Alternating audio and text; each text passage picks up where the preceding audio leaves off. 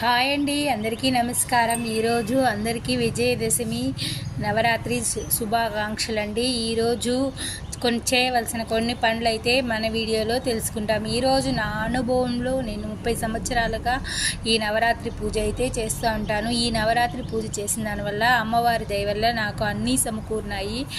కానీ అన్నీ సమకూర్ణ కొన్ని పరిస్థితుల వల్ల, గ్రహదోషాల వల్ల అయితే కొన్ని ఆపదలు కష్టాలు అయితే వస్తూ ఉంటాయి. కానీ వాటిని ఏది లెక్క చేయకుండా మనం ధైర్యంగా ముందడుగు వేసుకుంటూ ఇలాంటి నవరాత్రి పూజల్లో అమ్మవారిని కొలుచుకుంటే కనుక మనకున్న సమస్యలన్నీ తీరిపోతాయి. కాబట్టి ఈరోజు పిల్లలకి చదువు అక్షరాభ్యాసం చేసే వాళ్ళైతే ఈరోజు కంపల్సరీ తొలిసారిగా అమ్మవారి ముందు అక్షరాభ్యాసం అయితే చేయించుకోండి.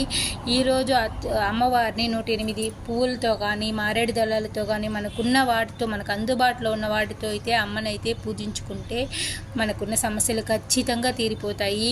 ఈ సంవత్సరం అంతా పూజ చేయలేకపోయినా కూడా సరే, నవరాత్రి రోజు అమ్మను దర్శించుకుని అమ్మకు పూజ చేసుకుని కుంకుమార్చన చేసుకుంటే ఎటువంటి సమస్యలైనా అయితే తొలగిపోతాయి. ఈరోజు అదేవిధంగా ఎన్ని పనులున్నా జమ్మి చెట్టు దగ్గరికి అయితే వెళ్ళి, జమ్మి చెట్టులో ఈరోజు అపరాజితాదేవి ఉంటుందంట. అమ్మవారు రాజరాజేశ్వరి దేవిగా ఉంటారు. ఆ జమ్మి చెట్టుని అయితే దర్శనం చేసుకుని అమ్మవారి యొక్క అనుగ్రహాన్ని అయితే మనం జమ్మి చెట్టు దర్శనం చేసుకుంటే మనకున్న ఈ సంవత్సరం మొత్తం ఉన్న మనం ఏ పని తలపెట్టినా అన్నిట్లో విజయం అయితే తప్పకుండా కలుగుతుంది.